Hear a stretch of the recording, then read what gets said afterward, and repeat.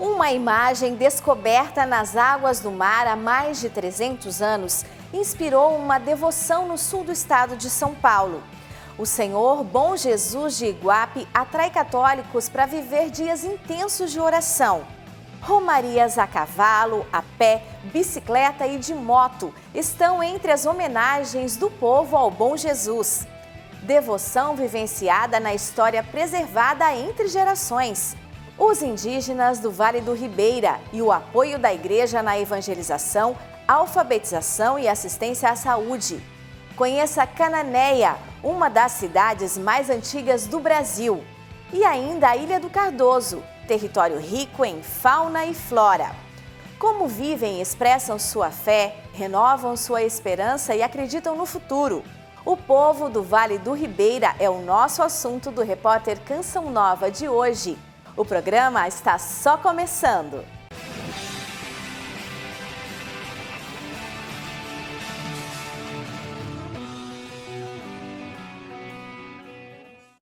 Nossa primeira parada é na encantadora Princesa do Litoral.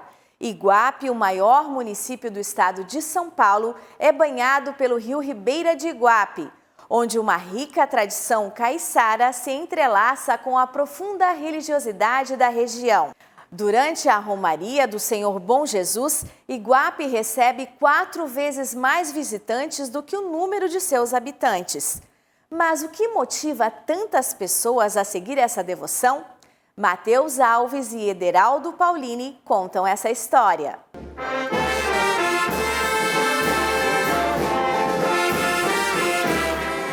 Uma música de época abre esse programa para contar a história do Senhor Bom Jesus de Iguape, onde o povo de Deus caminha com aquele que traz a salvação.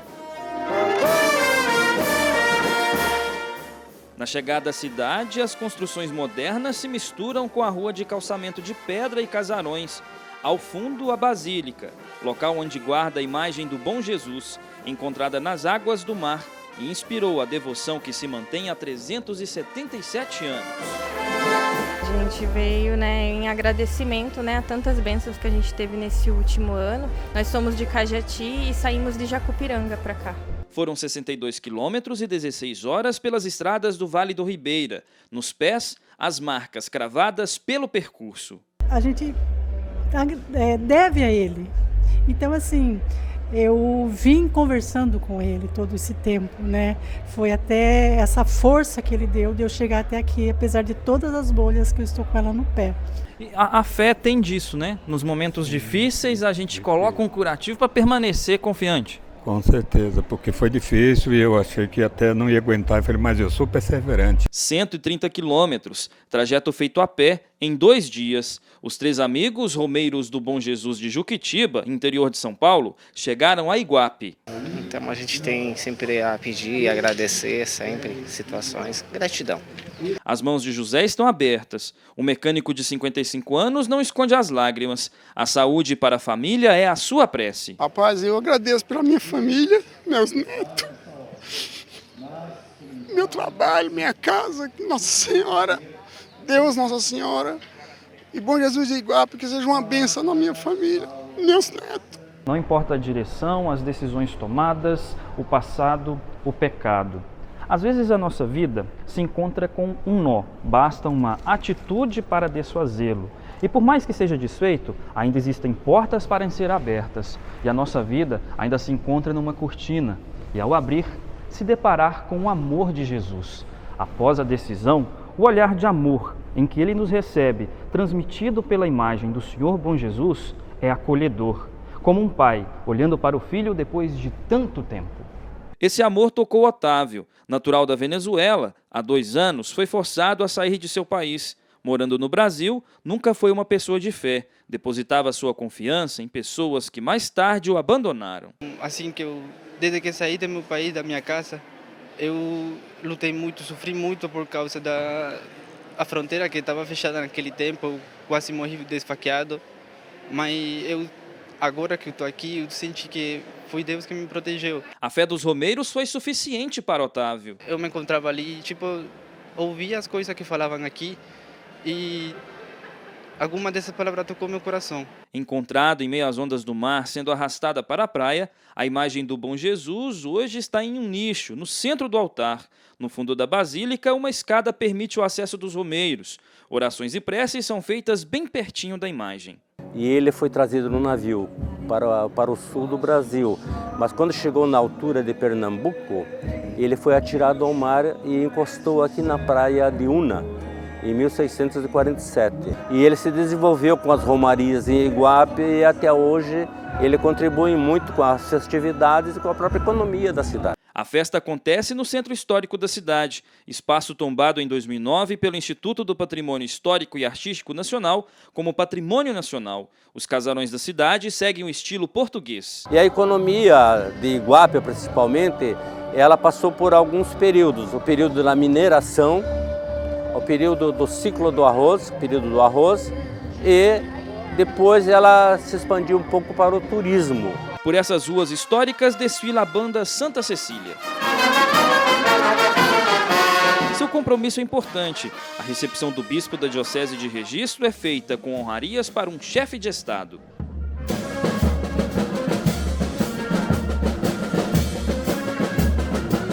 Frente à casa paroquial, a procissão solene segue pela lateral da basílica, até chegar à sua entrada principal. Deus nos deu muitos dons, e cada um tem a sua forma de expressar a beleza no universo onde nós vivemos. Vocês receberam, entre tantos dons, o dom da música. Na verdade, a banda Santa Cecília de Iguape, ela é como se fosse um degrau a mais para os jovens, né? Então eles começam aprendendo em qualquer outra instituição, pode ser a banda municipal ou particular. E a banda Santa Cecília é quando eles dão aquele passo a mais, que começam a receber por sua musicalidade. Então é uma grande honra, um grande prazer. O talento de Adalto está no sopro.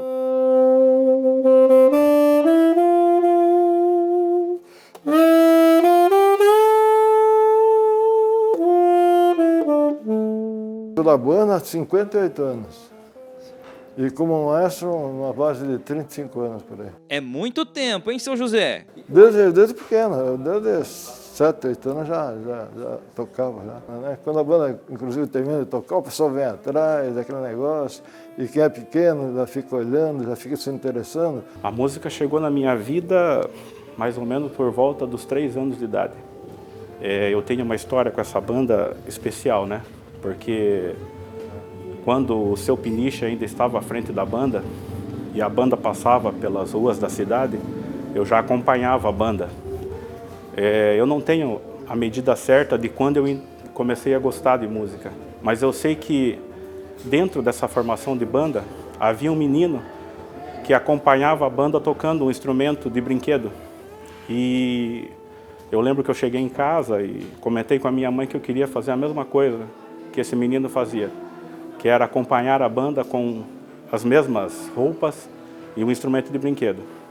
E aí o que era brincadeira acabou virando a minha profissão. Coincidência ou não, hoje acontece o mesmo na banda. Olha esse pequeno aí com uma flauta de brinquedo acompanhando desde o início. Então a minha fé, ela caminha junto com a questão musical também. Eu acredito muito em Deus e Deus tem iluminado minha vida para continuar firme e forte no caminho da música. Celeiro de vocações, a juventude mostra sua força. Estão na acolhida, música e servindo no altar. E é uma forma de eu agradecer tantas bênçãos que o bom Jesus me concede. Eu estando aqui, são dias lindos de festa, com o testemunho das pessoas de fé, é muito bonito de ver. Com seu olhar voltado para o templo, a advogada formada passou na prova da OAB graças à intimidade com o bom Jesus. Agora, acolhe romeiros. Bom Jesus é o Jesus humilhado, Jesus que carregou nossos pecados e que se solidarizou com os humilhados deste mundo, carregou sobre si também nossos sofrimentos. Em 2 dias, um pedal de 200 quilômetros. Deve ser a minha 15ª romaria para cá já. É um caminho bom, a cidade é legal. Então a gente conversa o ano todo para poder vir aqui nesse mês, no mês da festa, na verdade, de agosto, né? Também para que a gente tenha mais saúde ainda e que possa sempre alcançar graças do nosso Bom Jesus do Iguape. A conversa agora é com uma devota de 5 anos do Senhor Bom Jesus, a Sofia, que veio de Praia Grande. Sofia, você veio com quem aqui hoje na Romaria? Com a mamãe, com o papai e com a minha tia. Tá estampado no rosto da Sofia a alegria de participar da Romaria. Nos braços da mãe, pertinho da imagem, manda um beijo para Jesus. Um gesto de amor de um coração puro.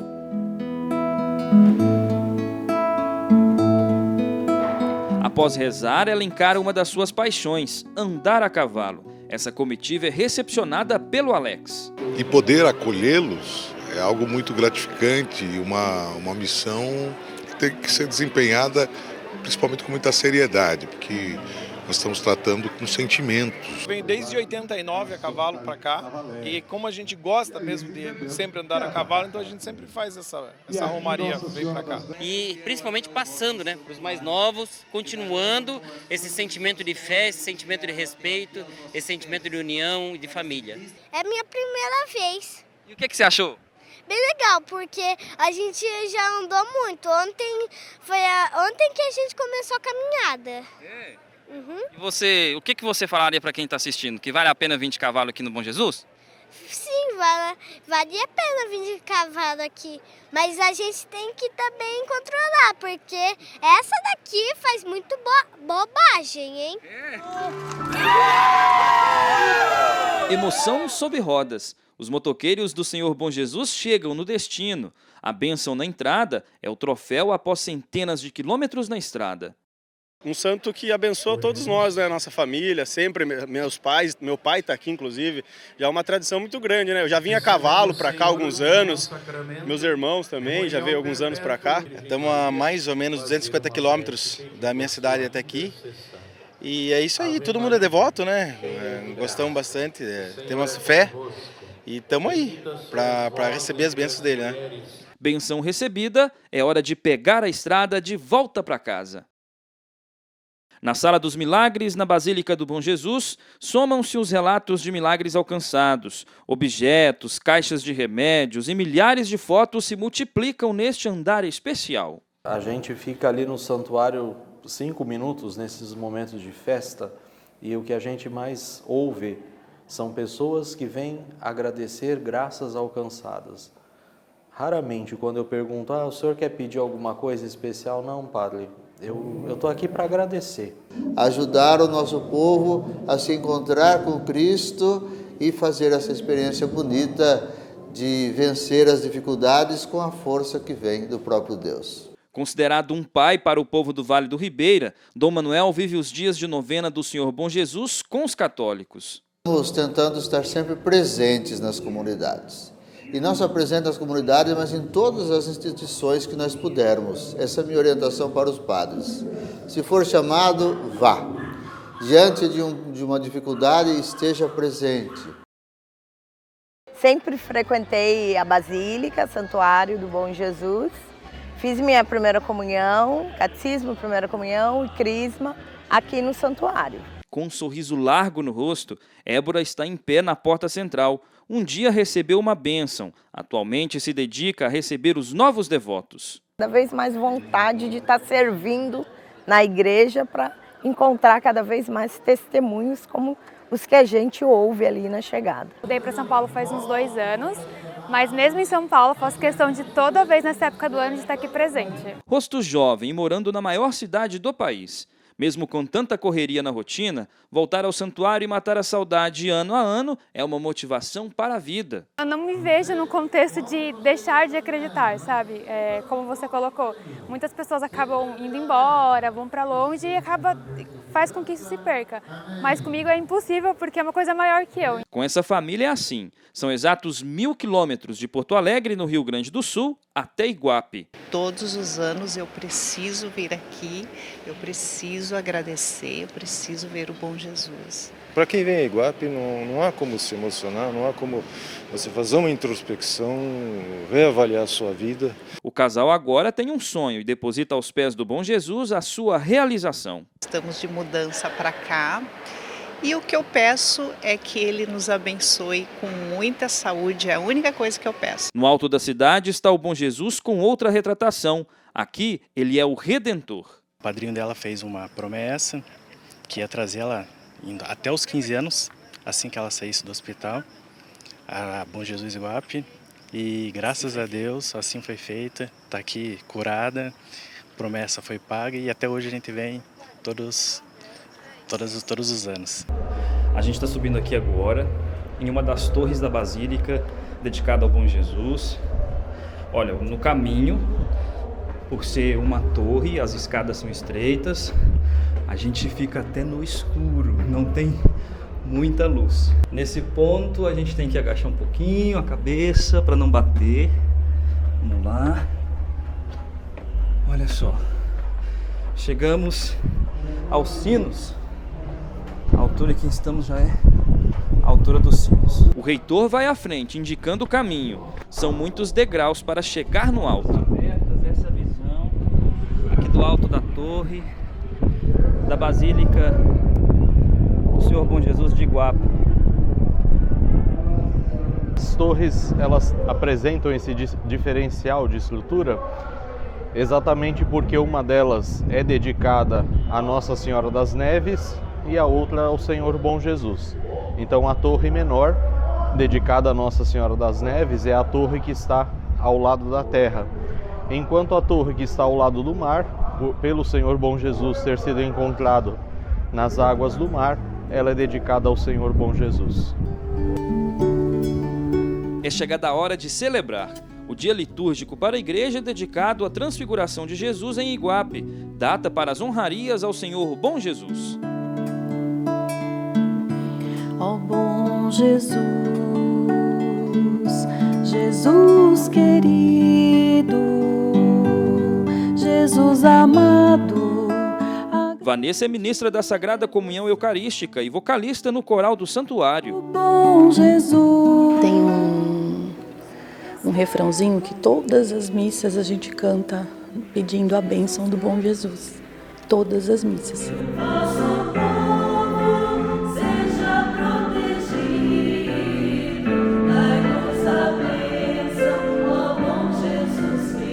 Teve um dia que eu me emocionei muito, uma pessoa estava dando testemunho e vindo lá da Bahia, de muito longe, né?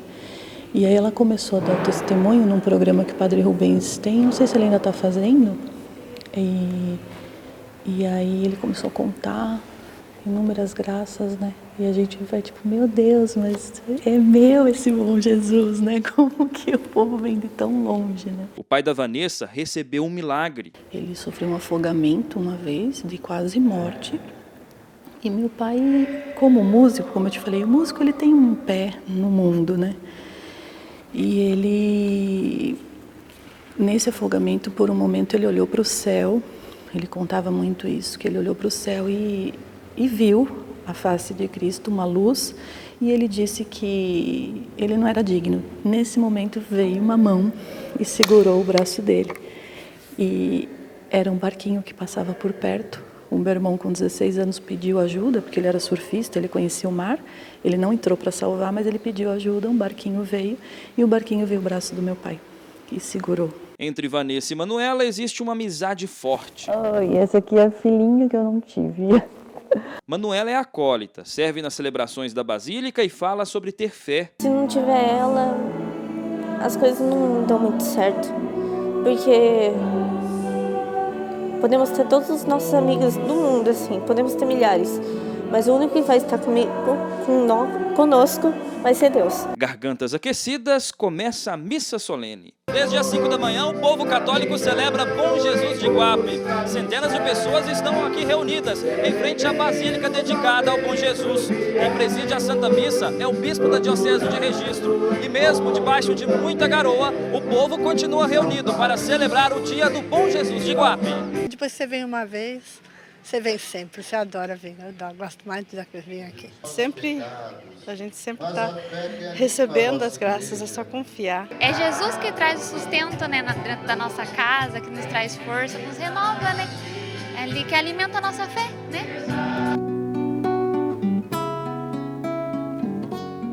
Para alcançar o poder da fé, basta abrir a cortina que cobre nossos olhos, em cada palavra escrita no pedido, acreditar na misericórdia e amor infinito, mostrar às gerações futuras a razão do existir, em homenagem simples, entrelaçada às origens, confiar no poder do alto, e desde pequeno sonhar e mesmo na dor não desistir, em cada lágrima que cair, ter a certeza de que a promessa vai se cumprir. Nós cantaremos a mesma canção, unidos no mesmo coração. Viu só quanta criança rezando? Confesso que é emocionante ver essa meninada seguindo Jesus, mostrando o caminho do bem e preservando a fé entre gerações. Todos esses testemunhos revelam a verdade, a vida e a esperança que permeiam a devoção ao bom Jesus de Iguape. E a seguir, veja como é o apoio da igreja aos indígenas, sua rotina e cultura. A pausa é muito rápida, não saia daí!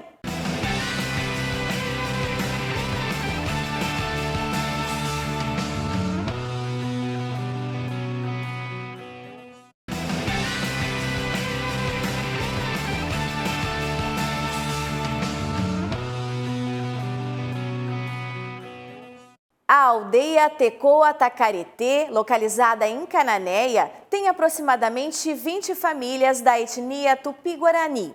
Eles praticam agricultura de subsistência, produzem artesanato ligado à sua cultura e realizam eventos culturais e esportivos, preservando assim suas tradições antepassadas. A Pastoral da Criança é o apoio da igreja local para a evangelização. Orienta a saúde e proteção para os povos originários desse lugar. Na estrada, rumo ao encontro com o povo Tupi-Guarani da ilha de Cananéia. Pelo trajeto, é comum encontrar romeiros do Bom Jesus para Iguape. As paisagens parecem ter sido desenhadas. Bem ao fundo da imagem está a Ilha do Cardoso, vizinha a Cananéia. Ao aproximar da chegada, a estrada perde a cobertura asfáltica. Até o desembarque na aldeia, encontramos indígenas rumo à cidade. Andamos mais alguns quilômetros e é possível avistar nosso ponto de encontro, a Oca Ecumênica.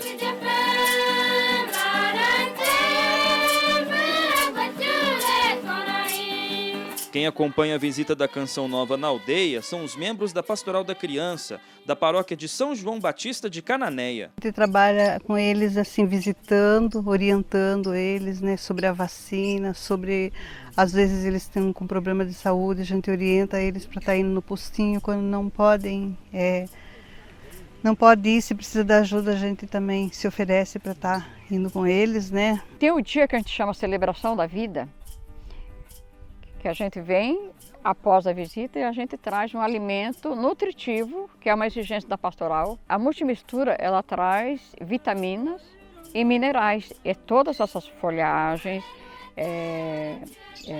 sementes, grãos. Os agentes da Pastoral da Criança são promotores de esperança, atuando principalmente junto às famílias carentes. Na aldeia, a celebração da vida também é momento para a avaliação nutricional. Essa nossa aproximação é dizer que também fazem parte desse povo. São criaturas de Deus, tem a cultura dele, a religiosidade deles, e isso para nós também é a busca da vida. A igreja sai do templo e vai ao encontro, né?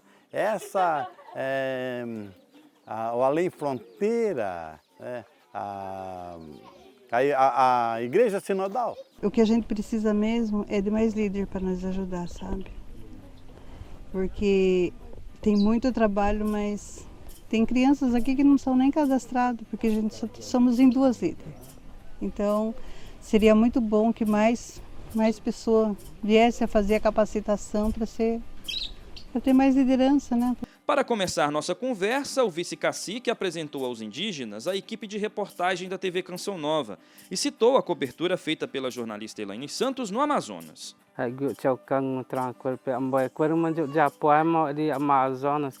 Estou dizendo para a comunidade que, primeiramente, a gente recebe as pessoas que, por meio dos contatos com a pastoral, vieram aqui na nossa aldeia para a gente registrar a nossa realidade, né? Abílio, em português, Uerá, em Tupi-Guarani. Formado em pedagogia pela Universidade de São Paulo, mas mesmo com formação, o português é um desafio para o povo da aldeia. A aldeia que tem mais taquara, aquele taquara mais pequeno, e a gente trabalha com esse taquara na produção de balaio, cestinho e outros artesanatos. E os caiçara também utilizam aquela taquara para trabalhar com cerco de peixe, né?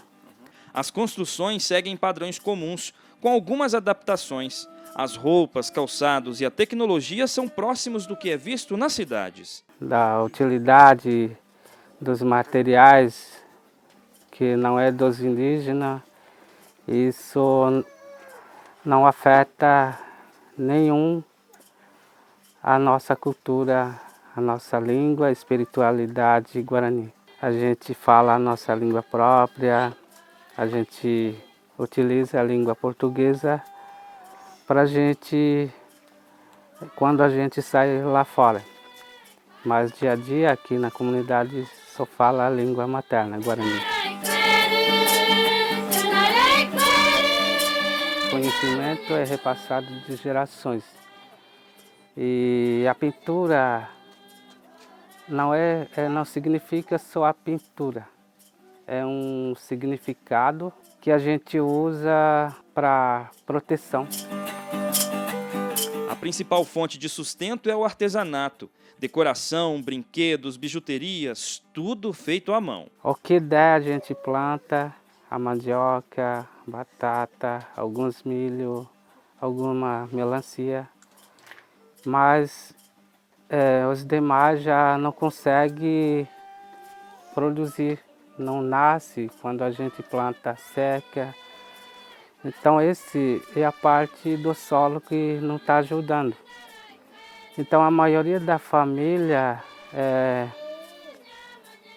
trabalha mais com a produção de artesanato para venda e compra aquilo que precisa.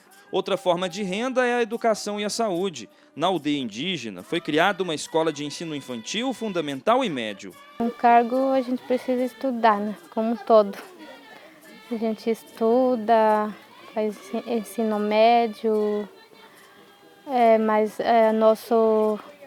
nosso estudo é diferenciado. A partir de concluir o ensino médio, a gente já pode atuar como professor dentro da aldeia. Entrei para a educação com as crianças. Comecei com anos iniciais, depois fui para ensino fundamental 2, que é anos finais, e agora esse ano fiquei com o ensino médio. Estou indo para os 5 anos como professora. Digamos que a parte da educação escolar é um pouquinho mais difícil para a gente. Digamos pelo motivo de não ter muito recurso digamos que, por exemplo, na ciência a gente tem que fazer uma experiência, mas a gente não tem material necessário para fazer, sabe? Mas digamos que ser uma figura professor dentro da comunidade é um pouco mais fácil, porque as crianças, digamos que já tem um convívio com a gente, sabe? Então é um pouquinho mais fácil de lidar com as crianças. No início, os professores eram contratados da cidade. Com a formação de alunos, essa realidade mudou. Agora, todos são indígenas e recebem salários pagos pelo governo do estado para lecionar. E no passado já teve professores não indígenas dentro da aldeia, que fez com que as crianças se afastassem mais da escola. O valor pago não é alto. Dá para sobreviver. mas a gente sempre tem que ir atrás para conseguir um pouco mais. Eu gosto mais de história e geografia. Por quê? É para ter mais conhecimento. Dentro da grade curricular de ensino da escola indígena está a disciplina de saberes tradicionais, que resgata costumes, formas de trabalho de todos os tempos do povo guarani. Aqui onde a gente está é uma lavoura de batata doce. Olha só como estão as ramas, verdinhas, vitais, estão fortes. Aqui os alunos colocaram a mão na massa. São orientados às formas de plantio, como manter a lavoura, como retirar aqueles matos que podem matar as ramas de batata doce. Isso dentro da disciplina na sala de aula, aprenderam lá e vieram para cá e colocaram a mão na massa. Batata doce depois vai voltar para a mesa desses indígenas aqui em Cananéia. Eu trabalho com os alunos praticamente sobre a nossa cultura mesmo, por exemplo, como a pescaria e a dança. Ao todo, 109 pessoas estão nesse território demarcado às margens do Mar Pequeno, numa reserva da Mata Atlântica em toda a ilha. A área abriga a diversidade de fauna e flora da região, típicas do bioma, e vem sendo preservada pelas 20 famílias indígenas. Por isso, a comunidade, a maioria daqui mora com aquele casa de material, porque a gente não consegue por aqui. E a madeira a gente pretende preservar. O cacique também é o agente de saúde da aldeia. Essa é a primeira vez dele em contato com uma equipe de reportagem. Luiz tem dificuldade para falar português, mas explica como a atividade da aldeia é monitorada pelo governo. Porque essa é natureza para nós. Porque algumas da aldeia, de algumas cortas de madeira, fazer construção de casa, principalmente algumas tem que levar multa. Tudo isso que nós enfrentamos, nossos parentes, algumas queremos, por isso aqui muitas coisas tem medo dessa forma. As pessoas que vêm visitar aqui os indígenas trazem alguns alimentos que são utilizados nas produções aqui da aldeia. Esses alimentos são uma doação da Fundação João Paulo II através do sistema de comunicação. Vamos levar para ele, né? Olha, você pode ver que os bracinhos finos do repórter aqui estão tentando colocar em dia o peso.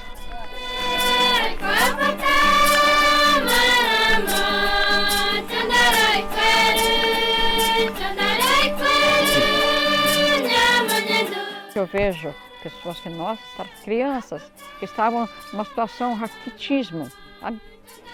Hoje ele é adulto, hoje ele é pai, hoje ele é avô. E quando a gente chega para eles falam assim, eu recebi. Ele lembra da gente como vocês trouxeram para nós a multimistura. A música também tem espaço na aldeia, é por meio de um lindo coral. As apresentações ocorrem em festivais e eventos culturais. O Herá Mirim é o professor. Eu aprendi com mais velhos, porque eu sempre gostava de cantar também. Mesmo com obstáculos pelo caminho, é possível sorrir, amar e cuidar, manter costumes, preservar os presentes dados pela terra e viver em comunhão. Que o olhar tupi-guarani sincero toque o coração e fortaleça a missão. Você nunca pode falar, eu terminei o trabalho. Não. Ela é o tempo todo, a gente tem que voltar, porque toda vez vem grupos novos. Nós temos muito pouco a oferecer, mas aquele pouquinho que você tem, que você ofereça. O seu tempo, vai lá para para uma visita, uma pequena conversa, né? Acho que faz parte. Nós precisamos ir ao encontro. Nós não levamos nada, nós aprendemos muito.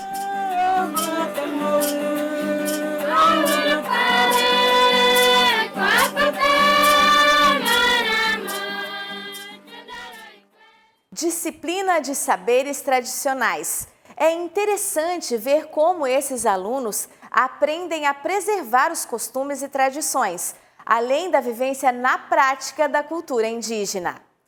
E não posso esquecer de agradecer a você. Graças à sua doação, conseguimos levar alimentos para essa aldeia. Olha só, no próximo bloco a gente conta com aventura, um pouco de medo e até adrenalina. Volto já já.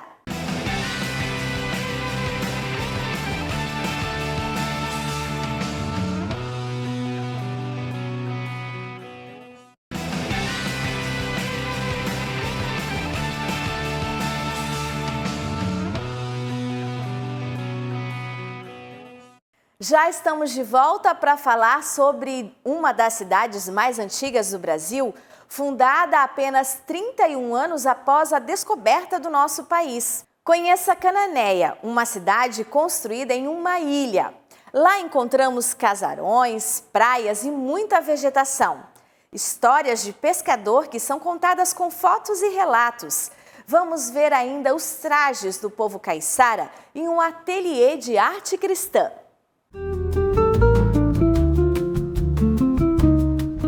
Região privilegiada por belezas naturais, Cananéia está no Vale do Ribeira, lugar conhecido pela produção de bananas e por abrigar a maior área protegida de Mata Atlântica do Brasil, com mais de 2 milhões de hectares preservados, o equivalente a 250 campos de futebol.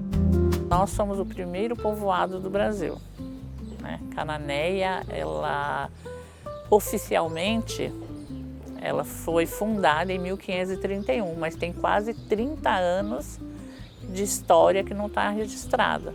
Cidade com muita história. Patrimônio histórico, né? Então a praça é patrimônio, os casarios que a gente tem aqui são tombados, né, como patrimônio histórico. O perímetro, depois de 300 metros de uma casa tombada, ele também é preservado. Ao dar uma volta pelo centro histórico da cidade, é possível identificar muitas dessas estruturas. Camila é monitora cultural e veio parar na pacata cidade por amor à natureza. Existe um ditado, né, que as pessoas falam muito: sem eira nem beira. E aqui em Canané a gente consegue observar muito isso nos casarões, né?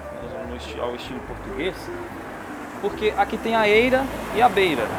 Por que esse ditado? Qual a ligação do ditado com a arquitetura dos casarões antigos? É muito interessante, né? A gente está numa rua bastante antiga, com outras casas semelhantes a essa, e todas têm essa característica de ter essa fachada virada para a rua, são casas geminadas, você tem o aspecto das portas, das janelas muito parecidas, né? E um detalhe que chama muita atenção realmente é esse beiral, né? E daí há histórias locais, e cada cidade tem a sua, de você ter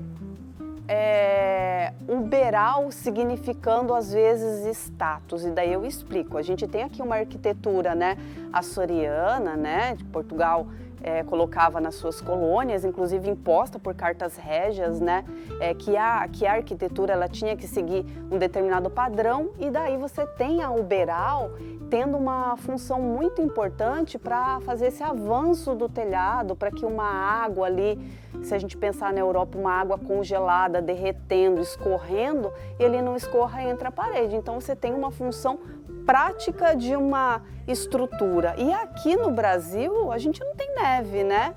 A gente não tem essa necessidade de ter o telhado tão avançado e com uma estrutura tão bonita fazendo esse ornamento, mas a gente tem sempre a pessoa ela querendo se sobressair. Se nas cartas régias dizia que a aparência da casa tinha que seguir determinado modelo, teve gente que se empenhou para fazer esse modelo. Então, provavelmente um status daquela época. Você tem eira e beira?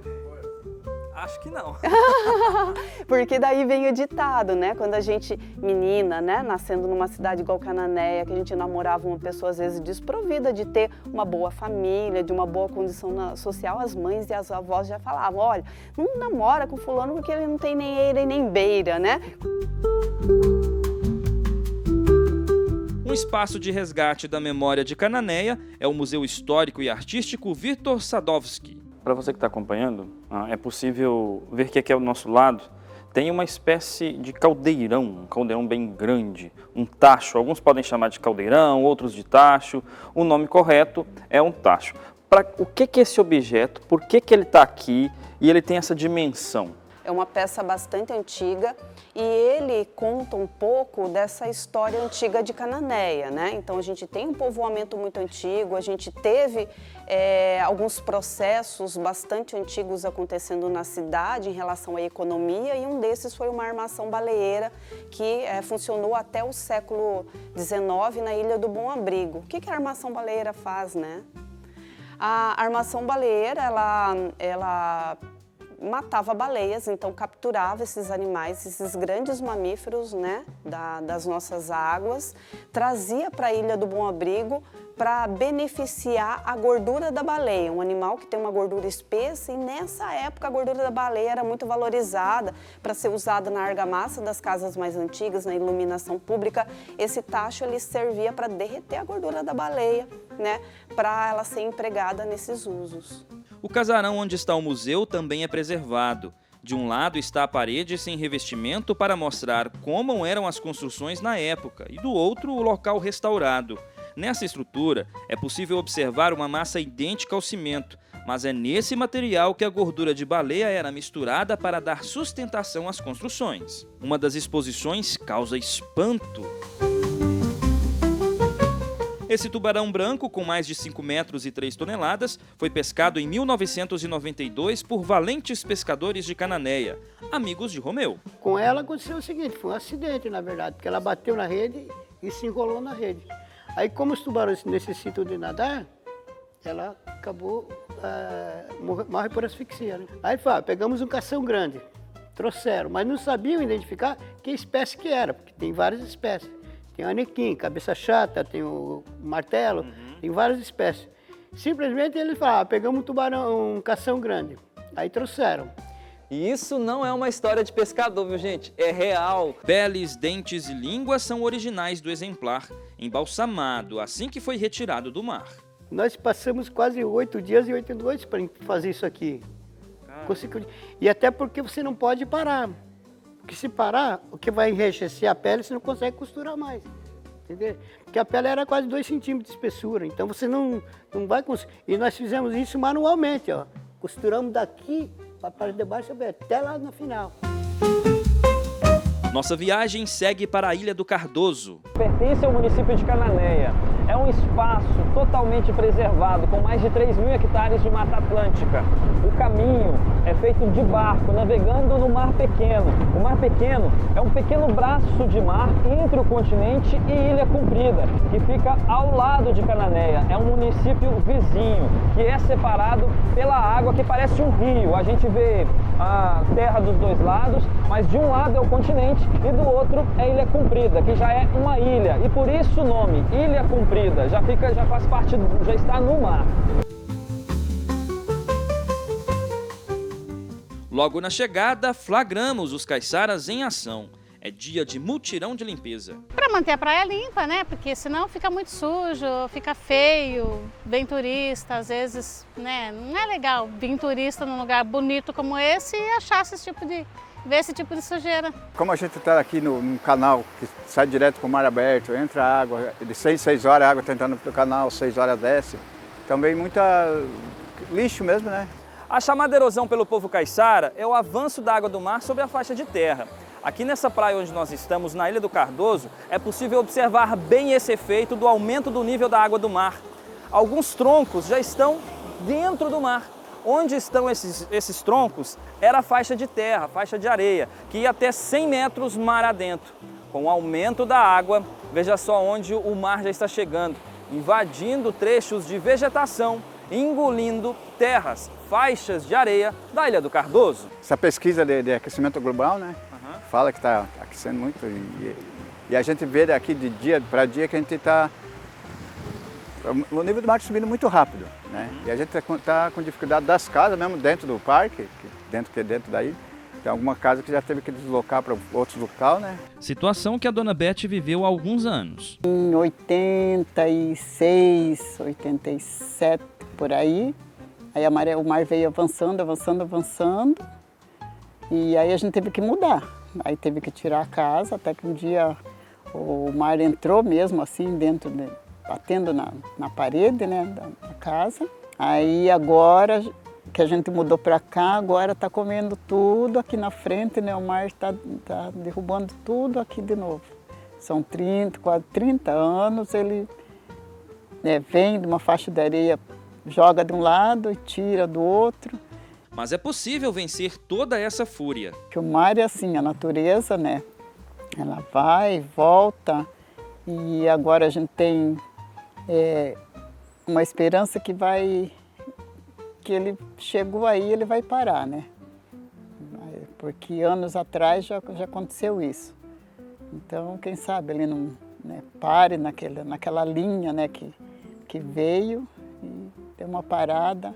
A gente está fazendo contenção também, estamos aí organizando para ver se faz uma contenção de ponta a ponta até o final do rio, lá da ponta até o final do rio, uma contenção. A gente veio ver de perto o que está acontecendo. Olha, aqui fica o restaurante e a casa da filha dela e poucos metros está o mar, que avança.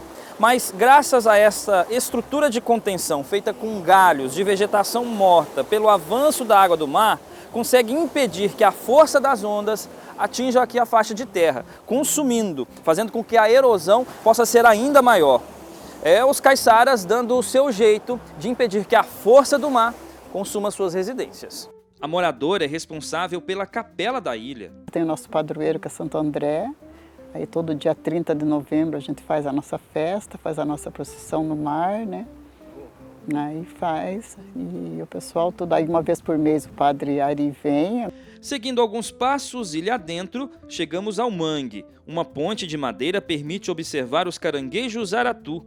Toda vez que a maré sobe, ele também faz o mesmo movimento e se agarra nas árvores do mangue até a água baixar. Nosso passeio continua, mas o pôr do sol alerta. A cerração poderá ser forte ao final do dia. Nós estamos aqui no Museu do Núcleo Perequê, que fica dentro do Parque da Ilha do Cardoso. E para você ter uma noção, onde a gente fez aquelas imagens que você assistiu agora há pouco, tudo aquilo é uma faixa de areia. A maré está tão alta que, veja só, até onde o mar tem chegado, até onde o mar tem consumido. Veja essa área de paisagem, essa área aqui de floresta, e você vê que o mar já conseguiu alcançar aqui muito próximo das casas, muito próximo aqui da casa dos caiçaras. É uma imagem impressionante. A única fonte de energia da ilha é a solar. No Parque Estadual existe este espaço de preservação e estudo de espécies. O Museu do Núcleo Perequê, ele conta um pouquinho, né, da cultura, um pouquinho da diversidade, um pouquinho do que a gente tem aqui no Parque Estadual da Ilha do Cardoso. Toda essa estrutura com casas, laboratórios e geração de energia é um apoio do governo do estado para a pesquisa científica. A fauna aqui é abundante, né? Mas de fato é bem difícil assim fazer uma amostra desses bichos. Esses bichos são complicados de achar, viu? Eu vou nesse rio, subo, só vejo aquela cabeça às vezes brilhando, mas ainda assim é bem difícil. E a cerração chegou. Eu queria que você falasse pra gente essa condição. É uma condição que ela é muito comum aqui, né? Entre a Ilha do Cardoso, Cananéia, nessa região litorânea. Atrás da gente está uma densa neblina. Não é porque está à noite. Vou até olhar agora a hora, são 5h18, está longe do pôr do sol ainda, mas é quase imperceptível ver a luz do sol. Por que disso?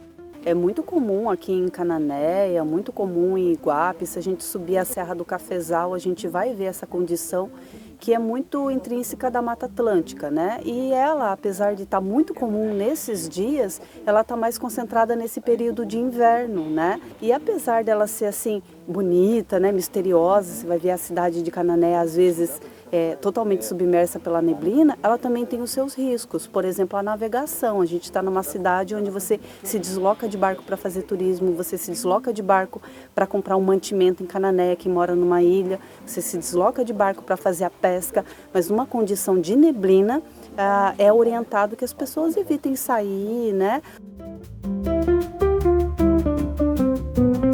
De volta a Cananéia, seguimos até a matriz da cidade.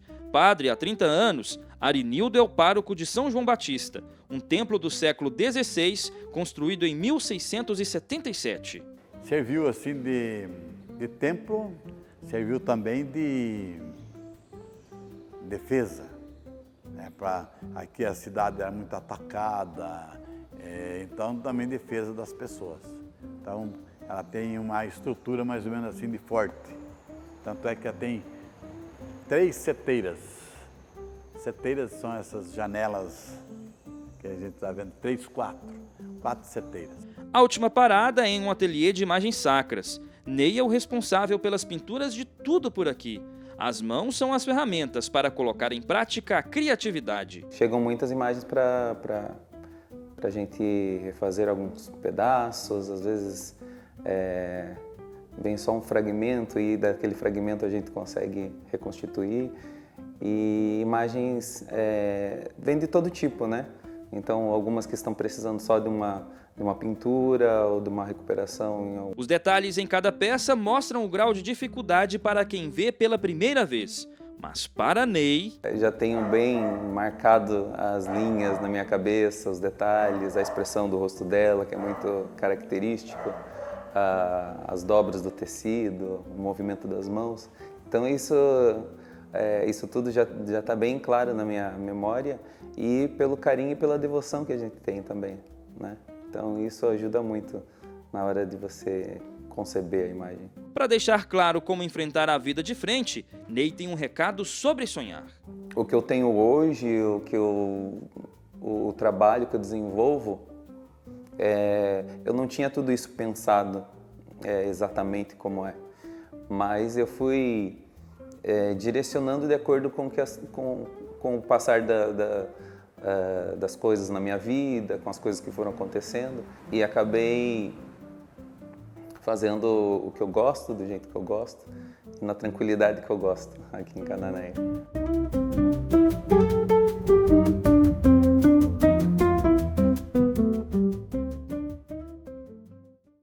Nossa equipe, acompanhada por barqueiros profissionais, conseguiu viver essa experiência única. Chegamos ao fim do programa. Obrigada por acompanhar a nossa jornada ao Vale do Ribeira, um lugar repleto de histórias. Até a próxima! Quer assistir novamente a este programa ou indicar para alguém? Eu falo para você, é só acessar o nosso canal no YouTube, Canção Nova Play, e já assistir na íntegra. Ou também acompanhar nossas redes sociais, os bastidores da nossa gravação. Instagram, @repórtercn. Veja a seguir a reprise do programa Pra Ser Feliz. Logo mais, celebrando Pentecostes, e às 11h30, o programa Parte de Nós, da comunidade Aliança de Misericórdia. Eu volto no próximo domingo, às 8 da noite, com muito mais aventura, fé, histórias de devoção, aqui na tela da TV Canção Nova. Deus abençoe a sua semana e até lá!